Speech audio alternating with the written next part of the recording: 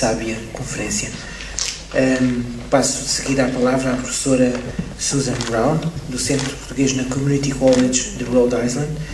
Ela tem dedicado muito do seu trabalho à análise das relações da influência de Walt Whitman em pessoa, e é disso que nos vai falar na sua conferência, que se chama O Deus que Dorme.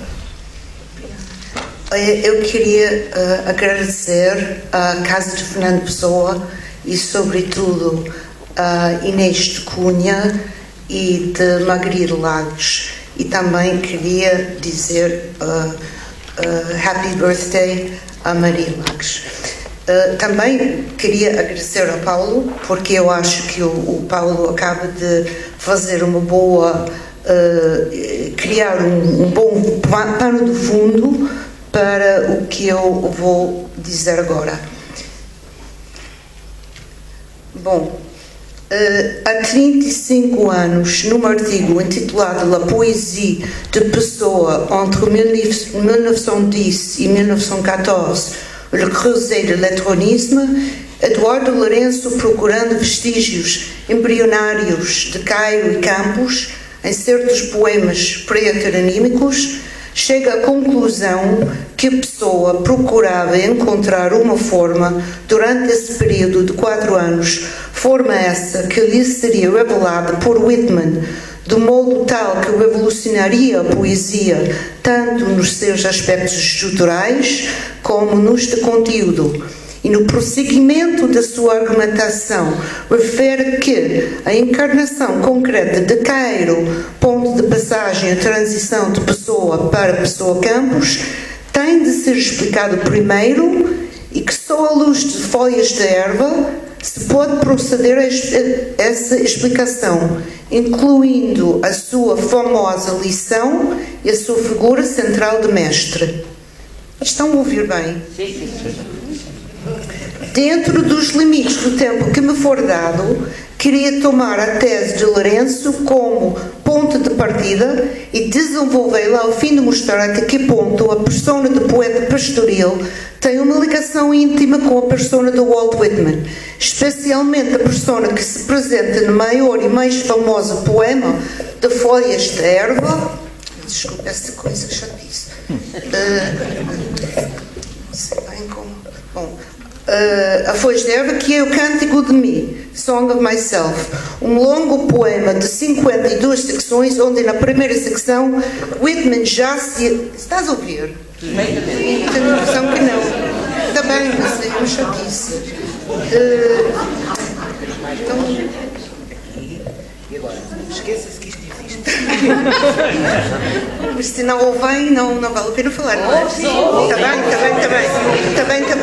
Está bem. Ok.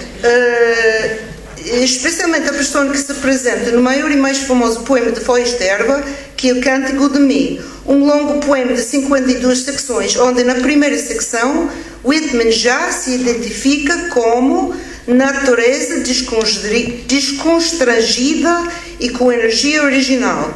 Nature without check with original energy. Vou dividir o que digo em 5 secções curtas. Primeiro, um pouco sobre Alexander Sturge. Segundo, a persona de Cairo. Terceiro, os sonhos do Menino Jesus. 4, a famosa lição e os mestres. E 5, um novo Cântico de Mim. E todas as citações em inglês serão dadas em tradução portuguesa. Primeiro, Alexander Sturge. Para melhor contextualizar a persona de Cairo, é útil, se não necessário, dizer algumas palavras sobre Alexander Sturge. Para não perder tempo, vou enumerar o que, ao meu ver, é-nos essencial saber em relação a Sturge. 1. Entre os 2 exemplares dos poemas do Whitman, que a pessoa tinha na sua biblioteca, um é sem data, é profusamente anotado e tem a assinatura de Alexander Sturge, e também tem uma referência a Cairo, ao lado do verso quase ao fim do Cântico de Mim mesmo, que é What do I have to do with lamentation? O que tenho eu a ver com lamentos? 2. Entre os poemas em inglês de Sturge, escritos mais ou menos entre 1913 e 1909, Há um chamado Mania of Doubt, Mania de Duvidar, que foi escrito em 1907 e cujo título está referenciado no mesmo ano num fragmento com a seguinte referência a Whitman. Whitman unificou as três tendências, porque unificou a mania de duvidar, a exaltação de personalidade e a euforia do ego físico. Convém ler o último estrofe do poema, Mania of Doubt, para ver do que se trata. Leio a tradução feita por Luísa Freire. Perante o mistério, vacila à vontade, em luta dividida dentro do pensar, e a razão cede, qual cobarde, no encontrar mais do que as coisas sensíveis devem ser, mas que elas por si só não deixam ver. Dado que o tema principal de Search é precisamente este incessante perguntar e duvidar até endoidecer perante o mistério das coisas, podemos deduzir que o próprio Search está presente nas aspas, no guardador de rebanhos. No poema 5, onde lemos, entre aspas, constituição íntima das coisas, sentido íntimo do universo. Na indireta resposta de Cairo aos lamentos de Search, tudo isto é falso, tudo isto não quer dizer nada. Sentimos a presença palpável do Whitman. E agora eu cito Whitman, secção 3 do Cântico de Mim.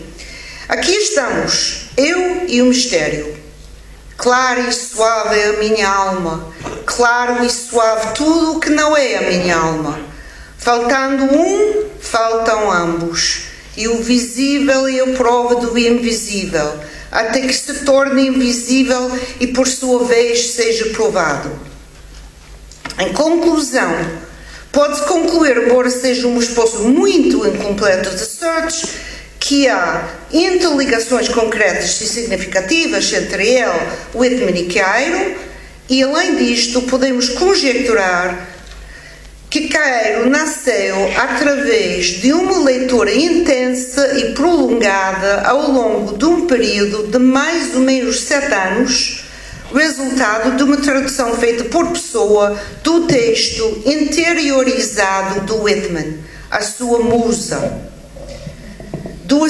Secção 2. A persona de Cairo. Uma persona, segundo o crítico R.P. Blackmore, é um ser invocado pela musa, uma sereia audível, apesar de estarem os ouvidos bloqueados com cera ao longo da vida.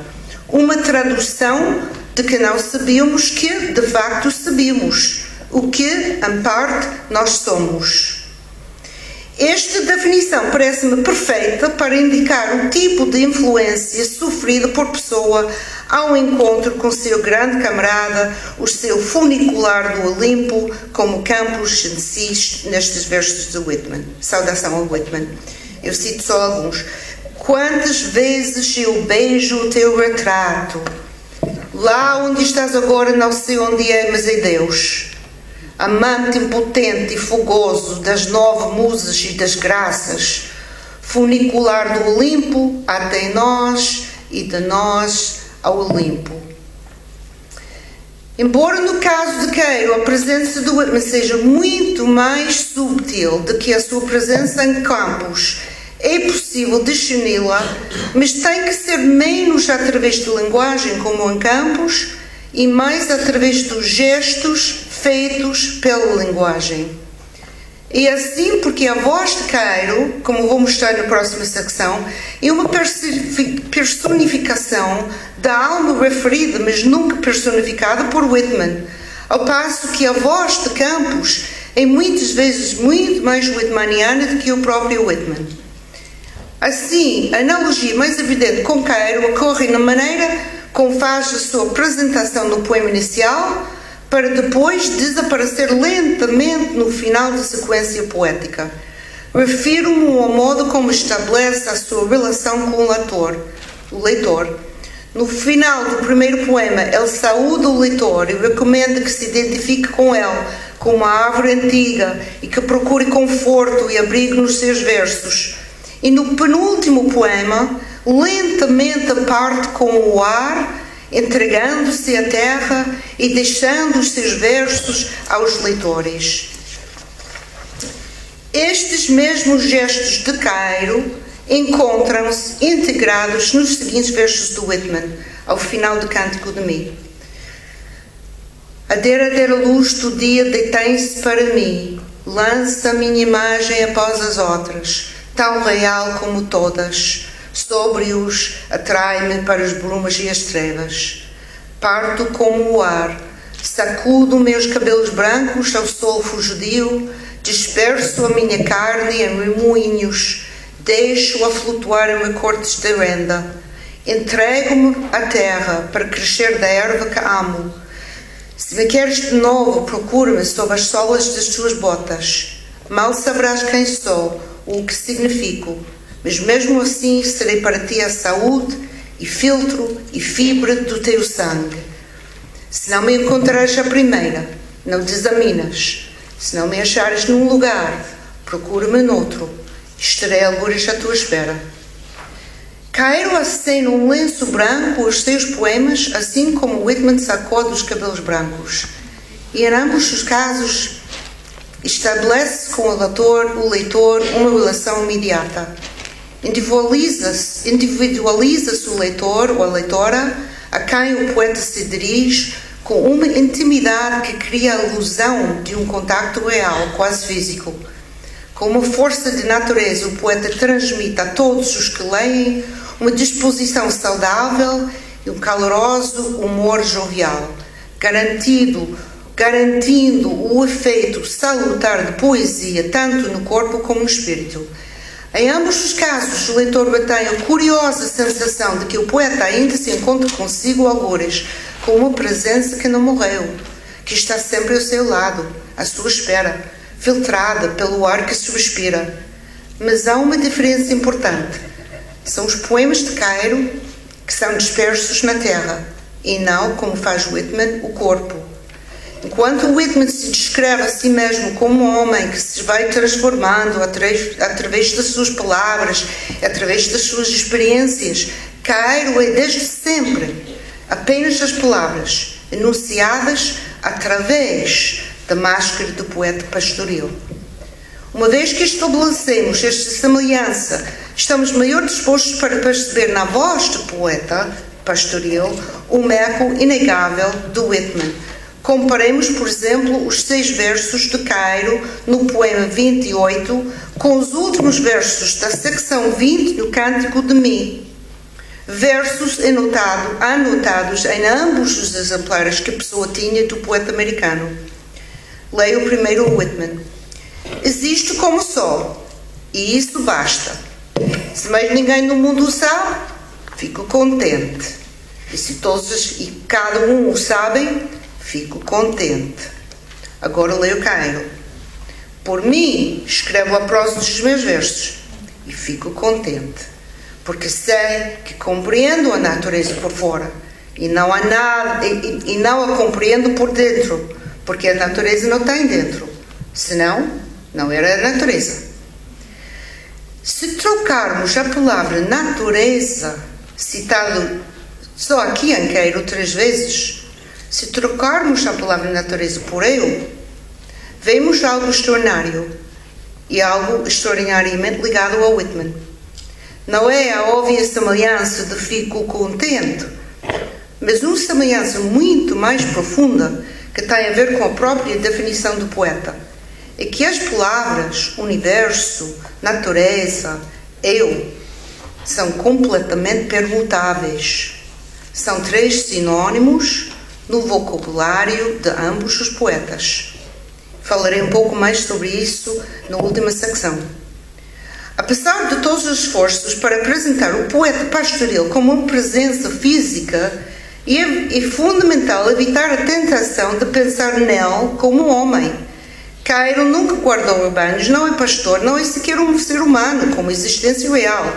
natureza metafórica do poeta pastor e de tudo o que diz, destaca-se nos 3 primeiros versos. E é de máxima importância recordar estes versos em relação à sua persona. Nunca guardei rebanhos, mas é como se os guardasse. Minha alma é como um pastor. Cairo é alma, voz do universo. E o universo é a externalização da alma divina no sentido gnóstico de Ralph Waldo Emerson, mestre confessado do Whitman, como vamos ver adiante. Todos os aspectos físicos do guardador de rebanhos são adereços necessários para dar substância a esta persona, mas devem ser entendidos metaforicamente para que se possa apreender o verdadeiro significado do poeta pastoril como imagem, com a voz, da visão órfica da natureza. Secção 3, poema 8. E eu preciso dizer assim em parênteses que ontem o Richard falou portanto, falando do Bernardo Soares, ele citou, penso eu, um francês, não é? O Condillac, portanto, mas que depois foi em Bernardo Soares, que a 8ª partida do mundo é o reino de imaginação literária.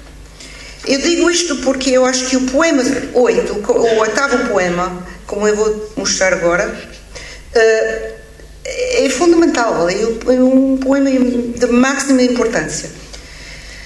Agora, imediatamente a seguir ao 8º poema, com a visão do menino Jesus no sonho, lemos o poema mais whitmaniano de toda a sequência. Sou um guardador de rebanhos. O rebanho é os meus pensamentos. Os meus pensamentos são todas as ações. Penso com os olhos, com os ouvidos, com as mãos e com os pés, com o nariz, com a boca. Pensar uma flor e vê-la e cheirá-la. Comer um fruto e saber-lhe o sentido. Por isso, quando num dia de calor me sinto triste, gozá-lo tanto, e me deito ao comprido na erva e fecho os olhos quentes, sinto todo o meu corpo deitado na realidade, sei a verdade e sou feliz.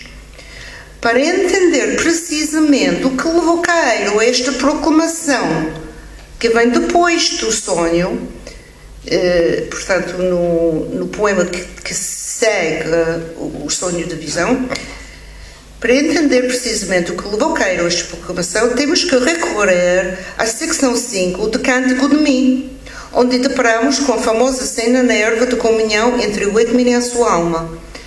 A lermos os seguintes versos dele, não podemos deixar de ouvir ecos do poema que acabamos de ler, sobretudo nos últimos versos. E deito-me ao comprido na erva e fecho os olhos quentes, sinto todo o meu corpo deitado na realidade, sei a verdade e sou feliz. Aqui são os versos do Whitman. Creio em ti, minha alma, o outro que eu sou não deve humilhar-se ante ti, e tu não deves humilhar-te ante o outro. Estenda-te comigo na erva, solta a tua garganta. Não quero palavras, nem música, nem versos, nem moda ou lição, mesmo a maior. Quero apenas a quietude, o brando murmúrio de tua voz. Recorda aquela vez, numa diáfana manhã de verão em que estávamos deitados, como puseste a cabeça nos meus quadris e te voltaste docemente para mim, e afastaste a camisa do meu peito e mergulhaste a língua até o meu coração nu, e te estendeste até sentires a minha barba, e te estendeste até me enlaçares os pés. De pronto surgiram e me rodearam a paz e o sabor que transcendem todas as discórdias terrenas. E eu sei que a mão de Deus é promessa minha, e sei que o Espírito de Deus é meu irmão, e que todos os homens que nascem são meus irmãos, e as mulheres minhas irmãs e amantes, e que o suporta a criação e o amor, e que não tem fim as folhas mortas ou caídas pelos campos, e por baixo delas as formigas castanhas nos pequenos buracos e as crostas do musgo de vedação camida, pedras amontoadas e sabugueiro e verbasco e a erva. esta cena na erva encontra-se outra vez, embora muito mais abstracta e muito menos verbal, no 8º poema entre Alberto Cairo, que ainda não era poeta, e o menino Jesus, que é o Whitman disfarçado, cujo papel no sonho é de dar ao poeta Epígono a mesma lição que ele tinha aprendido da sua alma. How much time do I have? Dou-lhe mais 5 minutos. Mais 5 minutos. Posso continuar mais 15 minutos? Bom, está bem. Obrigado, microfone. Para consubstanciar esta questão de identificação do Whitman com o menino Jesus, recorro brevemente outra vez à saudação a Whitman, onde Campos diz no início do poema: mas perante o universo, a tua atitude era de mulher, e cada erva, cada pedra, cada homem era para ti o universo. Esta descrição feminina do Whitman, para quem cada pedra era o universo, aparece outra vez na seguinte descrição de Cairo com o menino Jesus. E cito: ao anoitecer brincamos às 5 pedrinhas no degrau da porta da casa, graves como convém a um deus e um poeta, como se cada pedra fosse todo um universo e fosse por isso um grande perigo para ela deixá-lo cair no chão. Às vezes chamado a criança nova, outras vezes chamado a criança eterna, outras vezes chamado a Deus que faltava, a personagem do menino Jesus, a criança tão humana que é divina, oculta a mesma presença, embora dessexualizada, que encontramos nos versos de Campos sobre Whitman.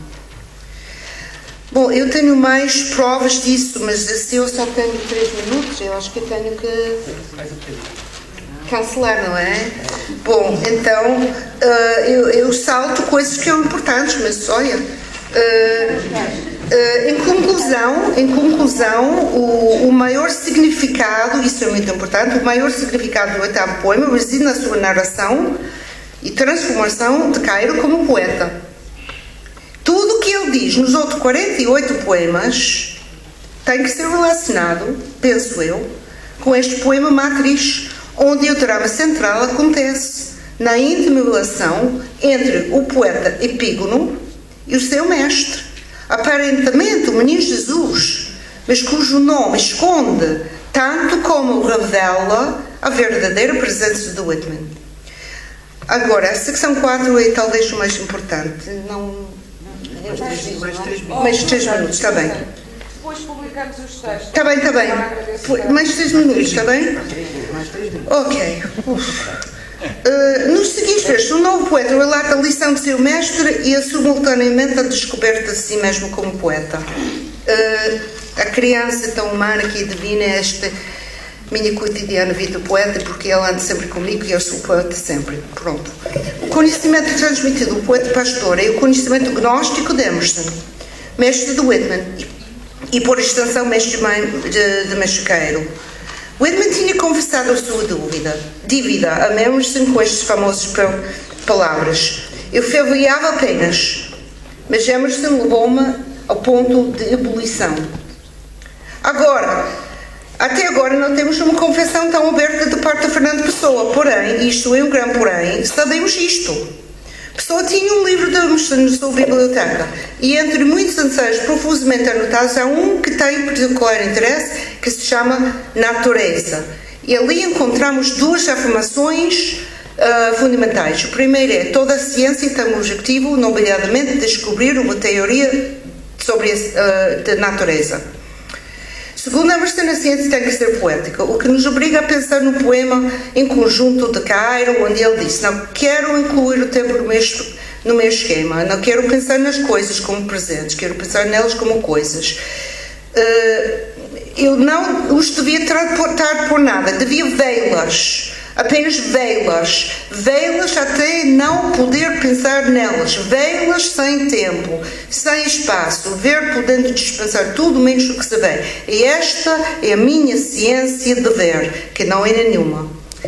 Eu preciso dizer só isso e depois pronto. Está bem. Se o trecho de Emerson faz pensar em Queiro, o de Queiro faz pensar inevitavelmente num poema menos conhecido do Whitman, que foi sublinhado por Pessoa. E este poema chama-se The Ox Tamer. Curiosamente, a tradução em português seria O Guardador de Bois. Encontra-se na 9ª divisão depois de erva. Pronto, eu só digo portanto, os versos que Pessoa sublinhou. Maravilho-me do que ele pode parecer ser para elas. Confesso que só vejo a sua fascinação, o meu amigo calado, analfabeto, para quem sem bois adoram-no ali na sua vida na quinta, na região ao norte, longe, na região plácida e pastoral. Mais revelador ainda são as linhas que precedem este retrato do amigo calado e analfabeto. Pessoa sublinhou as duas palavras see you, ver-te, uma vez na linha 7, mais uma vez na linha 8, na linha 10, na linha 12 e a palavra see, vê, duas vezes na linha 13. Obviamente, uma leitura metafórica destas linhas poderia levar a conclusões significativas no que diz respeito à ciência de ver. Pronto, eu não sei, eu vou ler. Pronto, quer dizer, o maior já está a vir, mas não tenho tempo. Portanto, pronto. Deixa-me, mesmo assim, Susan falou mais 10 minutos do que o previsto, portanto, acho que podemos todos prometer é que quando este texto for publicado pela Casa Fernando Pessoa, vamos todos pôr um gosto, porque de facto merece. Fica prometido que vai ter ecos na sua comunicação. Muito obrigado.